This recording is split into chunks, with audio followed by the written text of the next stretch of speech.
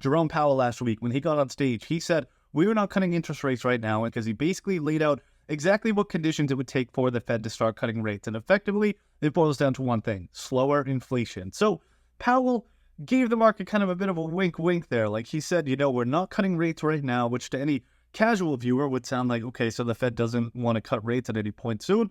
But anybody who actually read or listened to him drone on and on for hours, looking as handsome as he always does, you would have realized that he's basically saying, like, we're just waiting for inflation to get closer to the 2% mark. Now, if you go on Twitter, if you ask just about anybody, the big disagreement here among market participants is about the inflation rate. Because if we look at CPI, we're looking at most of it, or the single largest component is something called owner's equivalent rent. It's an absolutely terrible way to measure the cost of shelter inflation.